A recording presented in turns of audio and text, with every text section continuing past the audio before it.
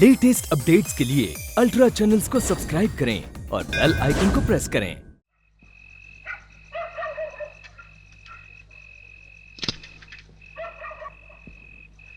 अरे रवि इतनी रात को कहाँ जा रहा है? ये अरे आजकल इसका खून भी बहुत उबल रहा है बाप। सुनने में आया इसने बाजार में आज दुकानदारों से कुछ मारपीट भी की है। अरे तुम कहाँ जा रहे हो भाई? देखता हूँ यार, फिर किसी के साथ मारपीट ना कर बैठे।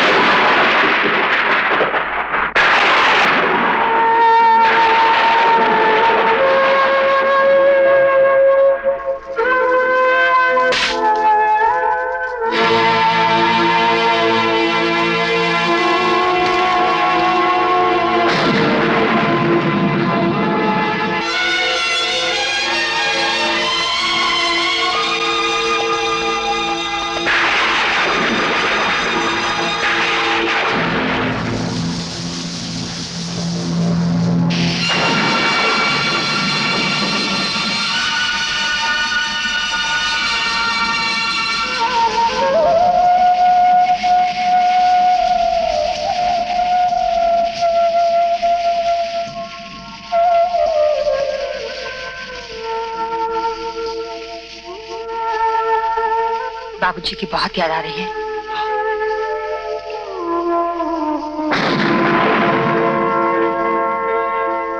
आज अगर बाबूजी जिंदा होते तो ये सब नहीं होता। ये सब मेरी वजह से हुआ। रवि, नहीं रवि, मुझे माफ कर दो दीदी। नहीं पगले, इसका जिम्मेदार मैं हूं, मुझे माफ कर दो।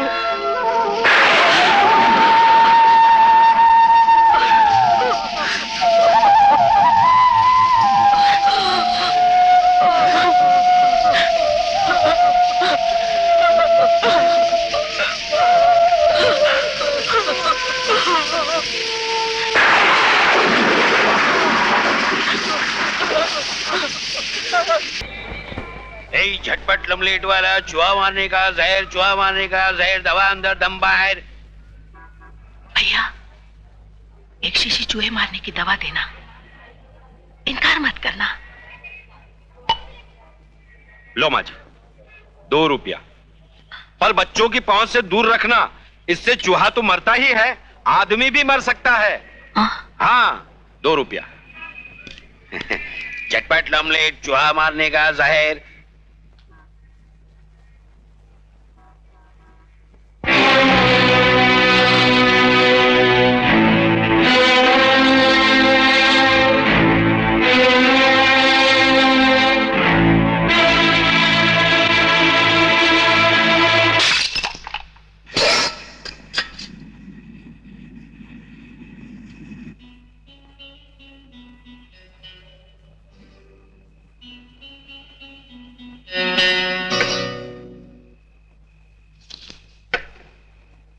अरे माँ, ये खाना कहाँ से लाई? दिया है किसी पहचान वाले ने, तू खा ले। देख रवि बेटा, तेरी मनपसंद गोभी भी है। आ। लेकिन ये सब कहाँ से लाई माँ? अरे तुझे खाना खाने से मतलब है कि नाम गिनाने से? माँ, लेकिन पहले मेरी बात का जवाब दो। क्या जवाब दूं? मैंने कोई चोरी की है कि जवाब दूं? माँ तो चोरी करके भी अपनी औलाद का पेट पालती हैं। लेकिन माँ, किसकी हिम्मत हुई बाप जी के हुक्मनामे के साथ टकराने की? आदमी है वो भी। किसका आदमी? अरे वही होगा, बाप जी का गुंडा, और कौन? क्या माँ, तुम बाप जी के उस कुत्ते से हमारे लिए रोटी मांग कर लाई हो? रवि, मैं किसी के सामने हाथ फैलाने नहीं गई। वो खुद आकर दे गया। और तुम ये भूल गई कि ये वही कमीना है। माँ, ये वही कमीना है जो बाप जी के कहने पर हमें हमारे ही घर से बाहर निकाले। हाँ, भूल गई मैं, क्योंकि मैं ये भुला ना सकी कि मेरे बच्चे 2 दिन से भूखे हैं। मैं ये भुला ना सकी कि तुम्हारे बाबूजी की आंखें दिन भर मेरा पीछा करती हैं, मुझसे जवाब मांगती है। ये भुला ना सकी मैं।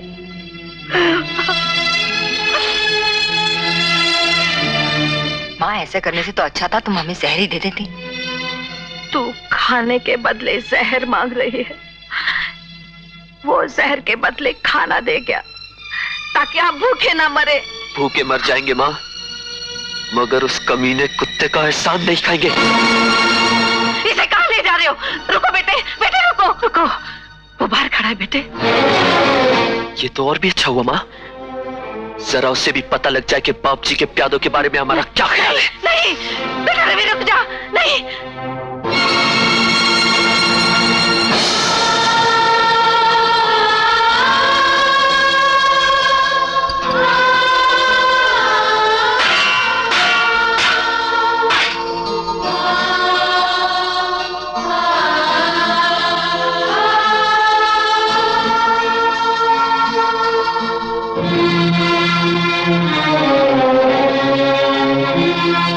तू भी अपने भाई को भूखा मारना चाहती है?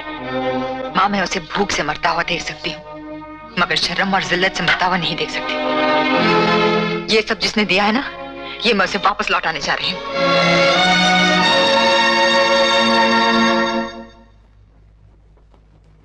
चादर बिछाओ बलमा सवरिया चादर। देख नरसिंह भाई, तुमको कुछ हो गया है? कसम से जब से बाप जी की हवेली से तू वापस आया है, ना दारू पीता है, ना बोलता है, ना कुछ बताता है। ए भाई, वो लड़की के घर का लफड़ा कुछ बढ़ तो नहीं गया? उन्हें शहर से निकालने के लिए बाप जी ने उनका राशन पानी बंद कर दिया है।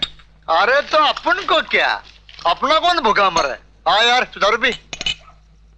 बाप जी शहर के हर नौजवान को अपनी दारू की भट्टी में झोंक देना चाहता है, और तुझे उसी दारू की पड़ी है। अरे तो अपने को क्या है यार, झोंक देवे, अपना कौन है चलने वाला? बाप जी शहर के नौजवानों को दंगे फसाद का हथियार बना देना चाहता है। अरे तो अपन को क्या है, अपना कौन मरने वाला है? अपन को क्या, अपन को क्या, अपन को क्या? अरे अगर हम नहीं सोचेंगे तो कौन सोचेगा शहर के बारे में? इस शहर के नौजवानों के बारे में कौन सोचेगा, उस तो जड़ते हुए घर के बारे में?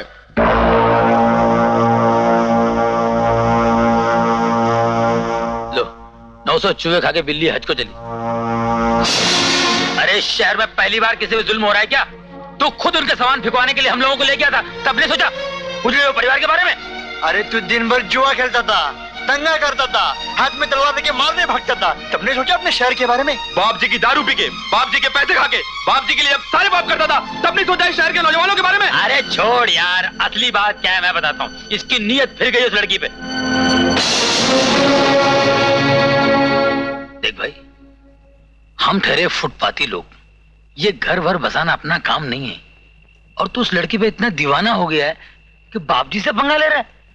पागल हो गया? पागल तुम लोग हो गए हो। ये सब उस लड़की के लिए नहीं है। मेरी आंखें खुल गई हैं। हाँ तो बता ना, अचानक कौन सी नींद से जागा है तू? हाँ बता ना। हाँ बोल बोल।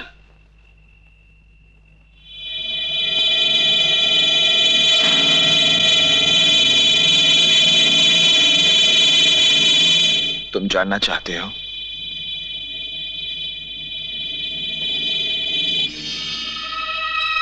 तो सुनो। इस शहर के किसी कोने में मेरा भी एक घर था, मेरे अपनों का घर, एक भरा पूरा परिवार। मेरी माँ, जिसे काम करता देखकर थकान भी थक कर सो जाती थी, गहरी से गहरी नींद में भी मेरी खांसी की आवाज सुनकर वो जाग जाती थी। घुटने की चोट हो या कमीज की उधड़ी हुई सिलाई, मां की आंखों से कुछ भी छुपना नामुमकिन था।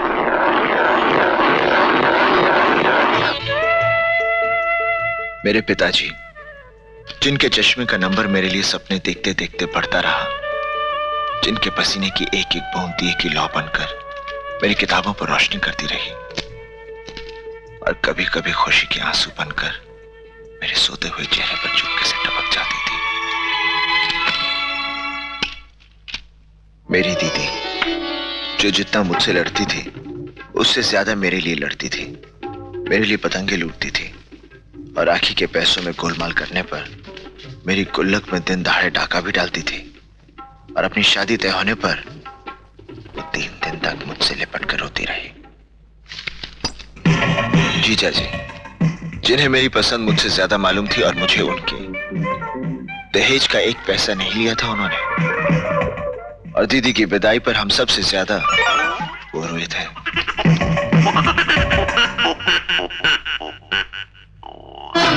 मेरी छोटी बहन, जो बहन कम गुड़िया ज्यादा थी, जिससे सारा घर खिलता था, जिसके दुपट्टे में छेद देखने से पहले बस सारी दुनिया को आग लगा सकता था। मुझे वो दिन अभी तक याद है जब दीदी और जीजा जी छोटू का मुंडन करवाने घर आए थे। सब तैयारियां करके मैं शुभ मुहूर्त निकलवाने पंडित जी के घर पहुंचा। उनसे बात कर ही रहा था कि एक अजीब सा शोर सुनाई दिया। सुनो सुनो भाइयों सुनो, वो बजरंगपुरा और मोमिनपुरा के लोगों के बीच दंगा छिड़ गया है, आग लगी है। कुछ गुंडे बदमाश हमारी तरफ तलवारें, सलाखें और लाठियां लेकर इसी तरफ आ रहे हैं। चलो भागो,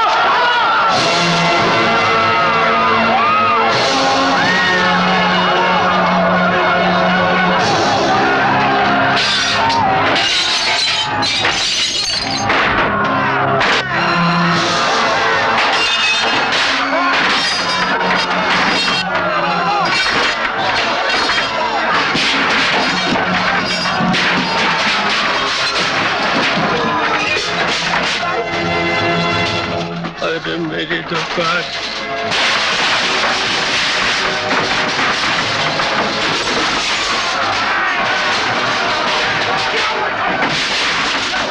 अरे मैं लुट गया, अरे मैं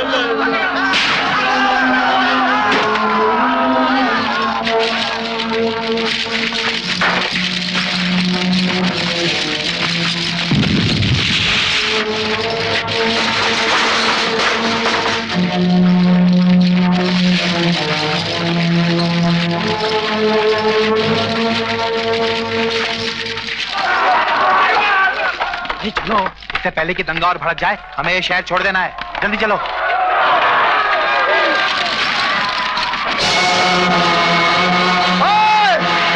रुक जाओ।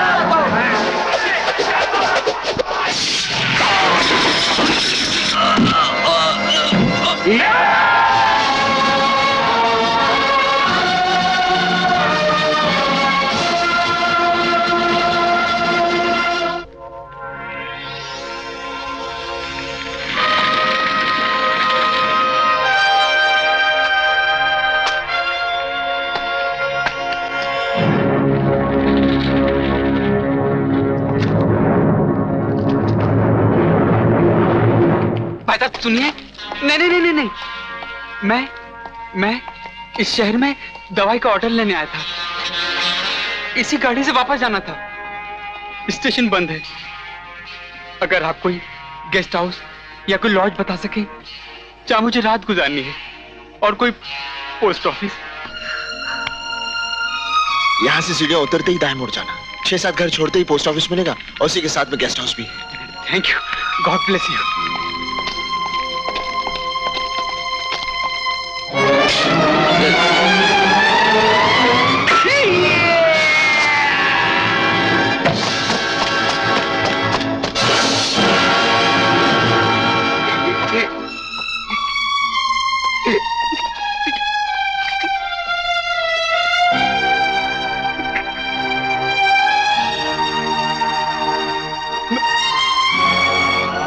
इसमें मेरा क्या कसूर था? मैं किसका क्या बिगाड़ा था?